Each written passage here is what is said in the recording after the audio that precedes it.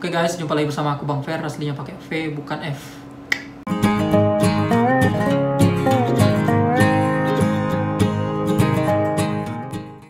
Ya, jadi kemarin kan aku udah bahas tentang etnis Batak.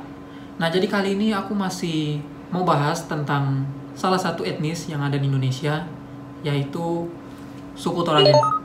Nah, jadi di sini aku mau tanya dulu, kalian pernah dengar nggak tentang ada daerah di Indonesia yang bisa menghidupkan orang yang sudah mati?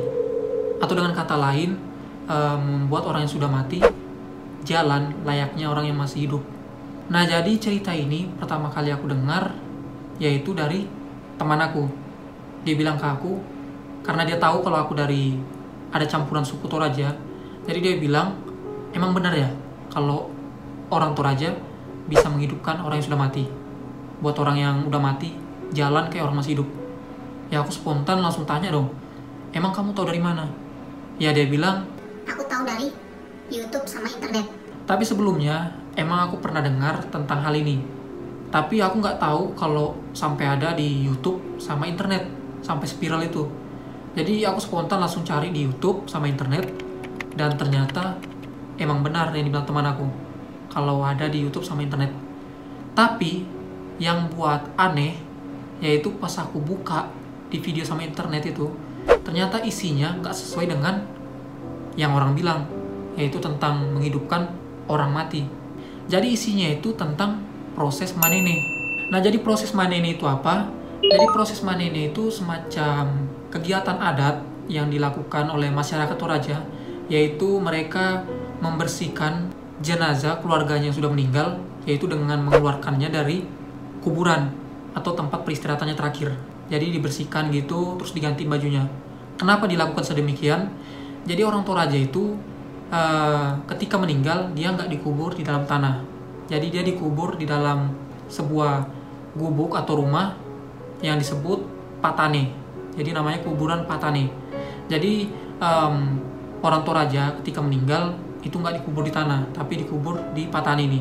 Dan mayatnya itu, atau lebih tepatnya keluarganya yang meninggal itu, diawetkan menggunakan bahan-bahan khusus dari Toraja gitu. Tapi nggak tahu kalau sekarang masih dilakukan atau enggak. Nah, jadi rata-rata jenazah yang akan dilakukan proses manene ini rata-rata bentuknya masih utuh. Lebih tepatnya berbentuk seperti mumi gitu. Jadi kurus, kering, tinggal kulit gitu, tapi masih berbentuk manusia gitu, masih terawat gitu, karena waktu penguburan itu diberikan bahan-bahan khusus gitu dari Toraja untuk mengawetkan si jenazah ini. Nah, itulah proses manene. Bukan seperti yang orang-orang bilang, yaitu menghidupkan orang mati atau membuat orang yang berjalan. Nah, jadi aku mau cerita dulu sedikit tentang suku Toraja. Jadi suku Toraja itu suku yang berdiam di Sulawesi Selatan, tepatnya di pegunungan di Sulawesi Selatan. Nah, suku Toraja ini terkenal dengan adat dan budayanya yang masih begitu kental, yaitu yang paling dikenal oleh masyarakat, yaitu Rambu Solo atau acara Rambu Solo. Nah, jadi acara Rambu Solo ini apa?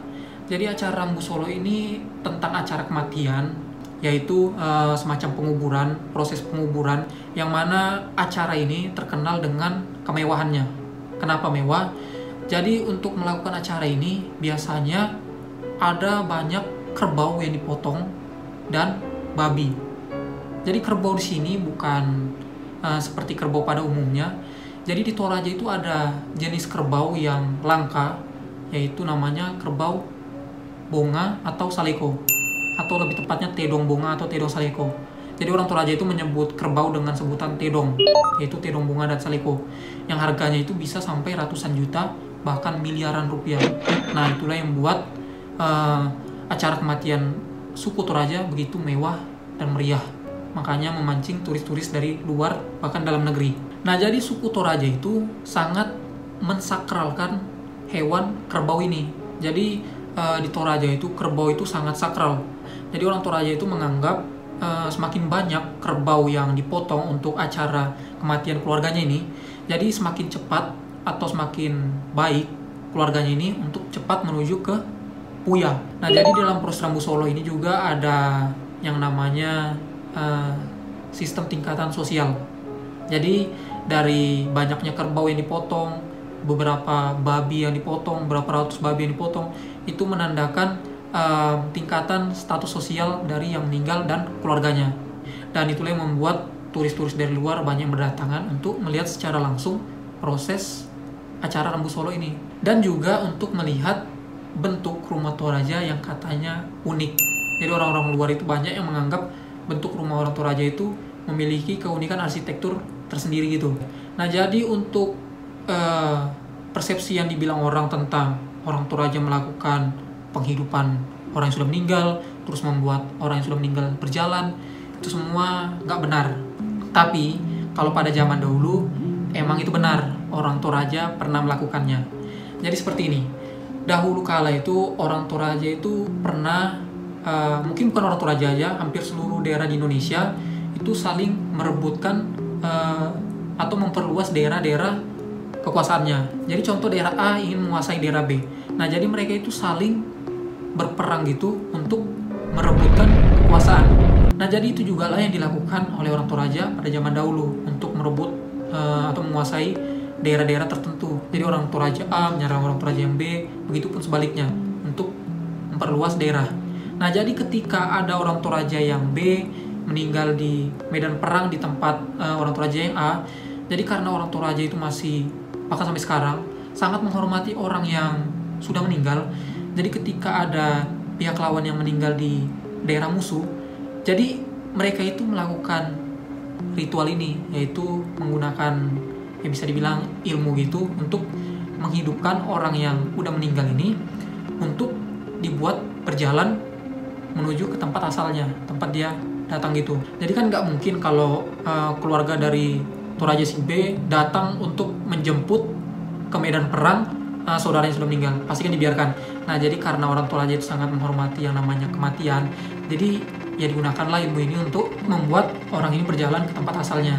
Jadi dia menghidupkan orang yang meninggal ini dengan memasukkan roh-roh mungkin, dan dibuat berjalan kembali ke daerahnya sendiri. Dan selain itu, pada zaman dahulu kan juga orang Indonesia masih belum mengenal yang namanya kendaraan untuk mengantar orang ketika meninggal. Jadi ilmu ini juga kadang digunakan untuk menghidupkan orang yang udah meninggal ini untuk berjalan sendiri ke rumahnya.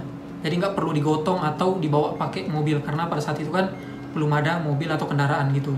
Jadi dia dihidupkan menggunakan ilmu ini, diisi roh-roh gitu, untuk dia berjalan sendiri ke tempat asalnya. Dan katanya hal ini tuh ada kelemahannya, yaitu orang yang sudah dihidupkan ini jangan ditegur, karena nanti ketika ditegur, orang yang telah dihidupkan ini nanti dia akan kehilangan rohnya itu dan rebah lagi. Jadi dia tidak boleh ditegur sampai dia sampai ke tempat asalnya gitu. Tapi kalau sekarang ilmu ini bisa dibilang nggak pernah ada lagi. Tapi kalau ilmunya itu masih dipunyai atau dimiliki oleh beberapa orang di Toraja. Jadi aku pernah diceritain langsung oleh mama aku. Jadi di Toraja itu kan ada acara Rambu Solo. Nah, jadi ketika proses penebasan atau lebih tepatnya penyembelihan kerbau, itu kan maunya kerbaunya mati.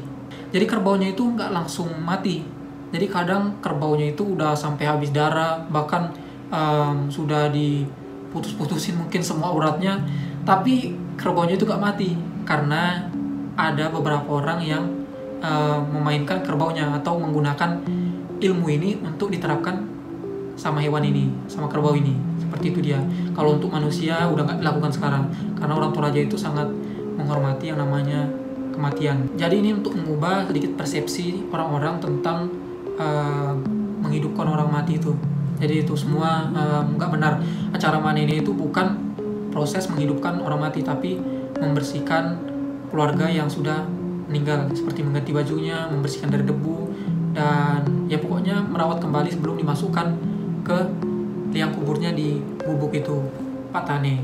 Jadi di sini aku nggak ada unsur membeda-bedakan antara suku A atau suku B.